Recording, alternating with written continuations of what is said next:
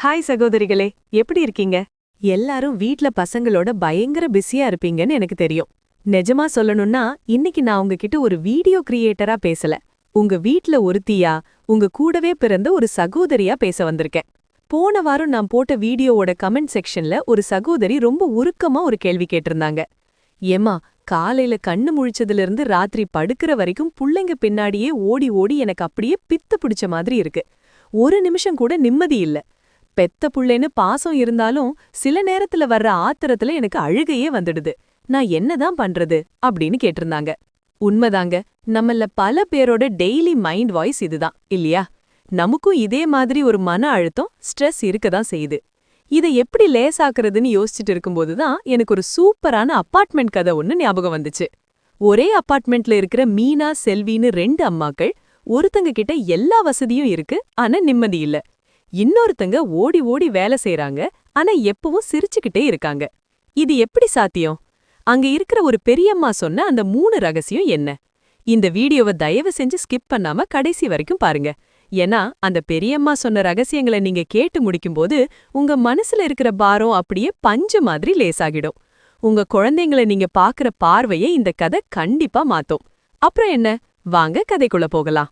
ஒரு பெரிய சிட்டி, அங்க இருக்கிற ஒரு ஹை-ஃபை அபார்ட்மெண்ட். அங்க 2 தோழிகள் இருந்தாங்க. ஒருத்தி பேரு மீனா, இன்னொருத்தி செல்வி.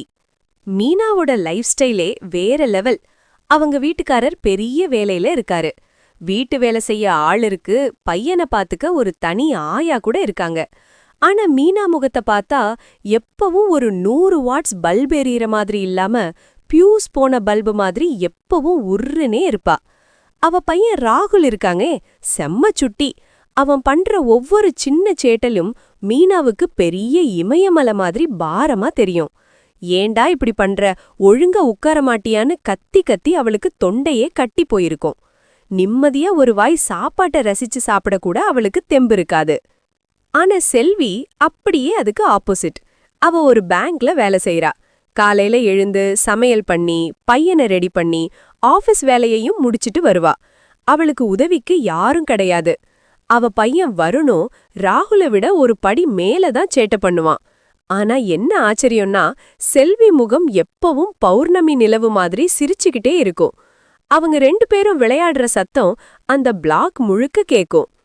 இவங்க 2 பேரையும் அந்த அபார்ட்மெண்ட் பூங்காவில இருக்கிற ஒரு வயசான பெரியம்மா டெய்லி கவனிச்சுக்கிட்டே இருந்தாங்க. ஒரு நாள் மீனா அந்த பெரியம்மா கிட்ட போய் அப்படியே அழுதுட்டா. பெரியம்மா, என்னால முடியல. பையன் பண்ற சேட்டையால என் நிம்மதியே போச்சு. ஒரு நிமிஷம் கூட அவன்கிட்ட இருந்து என்னால தப்பிக்க முடியல. ஆனா செல்வி மட்டும் எப்படி இவ்ளோ வேலையையும் இழுத்து போட்டுட்டு இவ்ளோ ஜாலியா இருக்கா?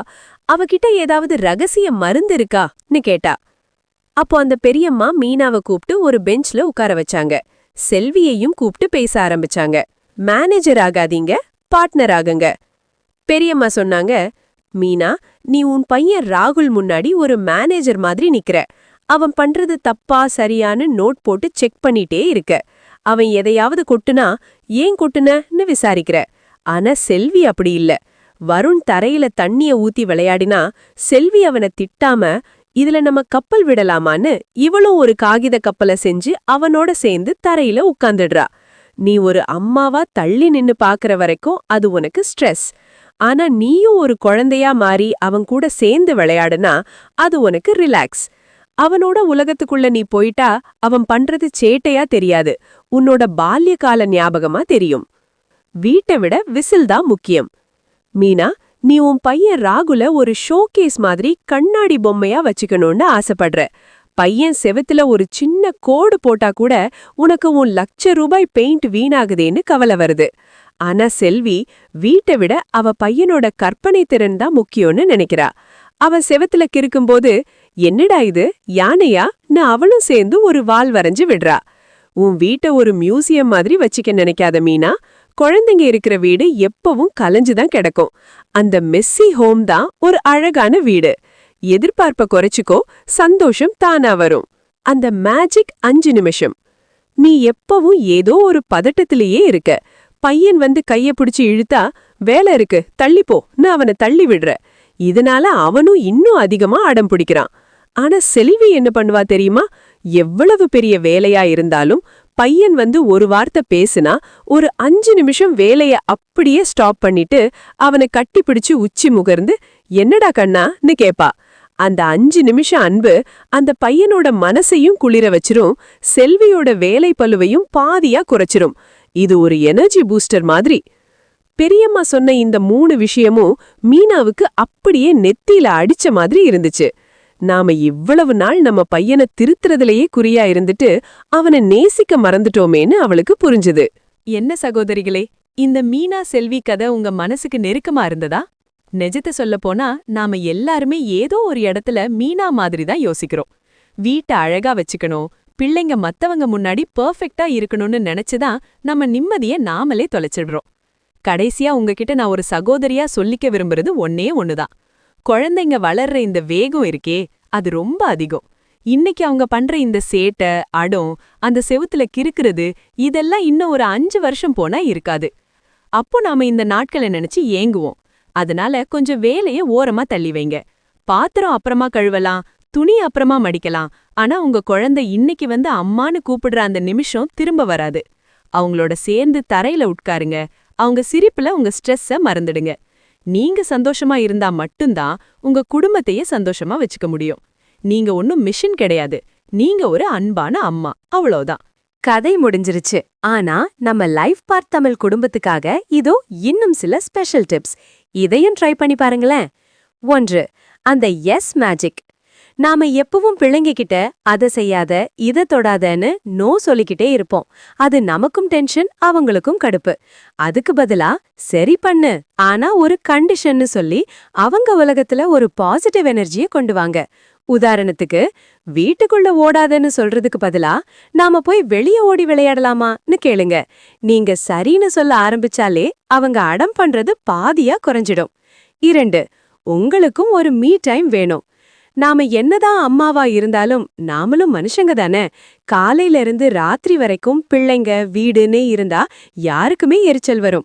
அதனால ஒரு நாளைக்கு அட்லீஸ்ட் ஒரு 15 நிமிஷம் பிள்ளைங்க தூங்கும்போது இல்லனா வீட்டுக்காரர்கிட்ட பிள்ளைங்கள ஒப்படைச்சிட்டு உங்களுக்கு பிடிச்ச ஒரு பாட்டை கேளுங்க, இல்லனா நிம்மதியா ஒரு காஃபி குடிங்க. நீங்க உங்களை ரீசார்ஜ் பண்ணிக்கிட்டாதான் பிள்ளைங்கள ஹேண்டில் பண்ண உங்களுக்கு பொறுமை கிடைக்கும். 3. பெர்ஃபெக்ட் அம்மாங்கிற கனவை தூக்கி போடுங்க. நிறைய அம்மாக்களுக்கு ஒரு எண்ணம் இருக்கு, நம்ம வீடு எப்பவும் சுத்தமா இருக்கணும், பிள்ளைங்க எப்பவும் சமத்தா இருக்கணும், நாம ஒரு பெர்ஃபெக்ட் அம்மாவா இருக்கணும்னு. ஆனா நிஜத்துல பெர்ஃபெக்ட் அம்மான்னு யாருமே கிடையாதுங்க. நாம தப்பு பண்ணுவோம், சில நேரம் கத்துவோம், சில நேரம் சோர்ந்து போவோம். அதெல்லாம் ரொம்ப சாதாரணமான விஷயம். அதனால உங்களை நீங்களே குறை சொல்லிக்காதீங்க. நான் என்னால முடிஞ்ச வரைக்கும் நல்லா பண்றேன்னு உங்க மேல நீங்களே அன்பு காட்டுங்க. 4. அவங்கள உதவியாளராக்குங்க. பிள்ளைங்க சேட்டை பண்ணும்போது அவங்கள வேலையை விட்டு தள்ளி வைக்காம அவங்களையும் உங்க வேலைக்குள்ள சேர்த்துக்கோங்க. டே கண்ணா, அம்மாவுக்கு ஒரு சின்ன ஹெல்ப் பண்றியா, அந்த தட்டை எடுத்து வை அப்படின்னு சொன்னா அவங்களுக்கு ஒரு பொறுப்பு வந்த மாதிரி தோணும். அவங்க சேட்டை பண்ற நேரம் குறையும், உங்களுக்கும் ஒரு குட்டி உதவியாளர் கிடைத்த மாதிரி இருக்கும். சின்ன அட்வைஸ் சகோதரிகளே, இந்த போனஸ் டிப்ஸ் எல்லாம் நம்ம வாழ்க்கையை இன்னும் கொஞ்சம் அழகாக்கும். இதையும் உங்க லைஃப்ல ஒரு தடவை முயற்சி பண்ணி பார்த்துட்டு அது வேலை செஞ்சுதா இல்லையான்னு கமெண்ட்ல சொல்லுங்க. நாம எல்லாரும் சேர்ந்து ஒரு சந்தோஷமான பேரண்டிங் பயணத்தை தொடருவோம். சரி, இப்போ நம்ம கமெண்ட் செக்ஷனுக்கு வருவோம். அந்த பெரியம்மா சொன்ன 3 விஷயத்துல 1 குழந்தையா மாறுறது, 2 எதிர்பார்ப்ப குறைக்கிறது, 3 அந்த 5 நிமிஷம் அன்பு. இதுல எது இப்போ உங்களுக்கு ரொம்ப தேவையானதுன்னு தோணுது? அதையும் கமெண்ட் பண்ணுங்க. இப்போ நான் உங்ககிட்ட ஒரு சின்ன உதவி கேட்க போறேன். ஒரு தோழியா நான் சொல்ற இந்த விஷயங்கள் உங்களுக்கு பிடிச்சிருந்தா நம்ம சேனலை இன்னும் அடுத்த கட்டத்துக்கு கொண்டு போக நீங்க தான் எனக்கு உதவணும். அது எப்படி தெரியுமா? முதல்ல நீங்க போடுற ஒவ்வொரு லைக்கும் யூடியூப் தளத்துக்கிட்ட இந்த வீடியோ ரொம்ப பயனுள்ளதா இருக்கு, இத பலருக்கும் கொண்டு போய் சேரு அப்படின்னு சொல்லும். இதுதான் நம்ம வீடியோவுக்கான முதல் படி. அடுத்ததா கமெண்ட் செக்ஷன் பக்கத்துல புதுசா ஹைப் அப்படின்னு ஒரு பட்டன் இருக்கிறத கவனிச்சிங்களா? அதை கிளிக் செஞ்சா இந்த மாதிரி பயனுள்ள வீடியோக்கள் இன்னும் பல சகோதரர்களுக்கு கொண்டு போய் சேர்க்கும். உங்க ஒவ்வொரு ஹைப்பும் நம்ம சேனலோட வளர்ச்சிக்கு நீங்க கொடுக்கற மிகப்பெரிய ஆதரவு. என்ன சகோதரிகளே, இப்பவே ஒரு ஹைப் பண்ணி ஆரம்பிக்கலாமா? அப்புறம் முக்கியமா ஒரு விஷயம், ஒரு தோழியா நான் பேசின இன்னும் நிறைய சுவாரஸ்யமான வீடியோக்களை பார்க்கணும்னு நினைச்சீங்கன்னா நம்ம சேனல்ல இருக்கிற ஒரு தோழியின் குரல் அப்படிங்கிற பிளேலிஸ்ட்டை செக் பண்ணி பாருங்க. அப்பப்போ மனசு கொஞ்சம் சோர்வா இருக்கும்போது இல்ல ஒரு நல்ல ஆறுதல் தேவைப்படும் போது அந்த பிளேலிஸ்ட்ல இருக்கிற வீடியோக்கள் உங்களுக்கு ஒரு பெரிய பிடிமானமா இருக்கும். கண்டிப்பா அதையும் பாருங்க, உங்க கருத்துக்களை பகிர்ந்துக்கோங்க. நாம எல்லாரும் சேர்ந்து இன்னும் நிறைய விஷயங்களை ஆழமா பேசுவோம். இது நம்ம இடம், நம்ம குடும்பம். உங்களுக்கு மனசு ரொம்ப பாரமா இருந்தா எதா இருந்தாலும் கமெண்ட்ல சொல்லுங்க. நாம ஒருத்தருக்கு ஒருத்தர் தோள் கொடுப்போம். இந்த வீடியோ உங்களுக்கு ஒரு சின்ன மாற்றத்தையாவது கொடுத்துச்சுன்னா மறக்காம ஒரு லைக்க போடுங்க. உங்க மனசுக்கு தெரிஞ்ச மத்த அம்மாக்களுக்கும் இந்த வீடியோவை ஷேர் பண்ணுங்க. அவங்களும் கொஞ்சம் நிம்மதியா இருக்கட்டும். மறக்காம லைஃப் பாட் தமிழ் சேனலை சப்ஸ்கிரைப் பண்ணிடுங்க. இன்னொரு அழகான வீடியோல உங்களை சந்திக்கிறேன். அது வரைக்கும் உங்க குழந்தைங்களோட சேர்ந்து நீங்களும் குழந்தையா வாழுங்க. தேங்க்யூ.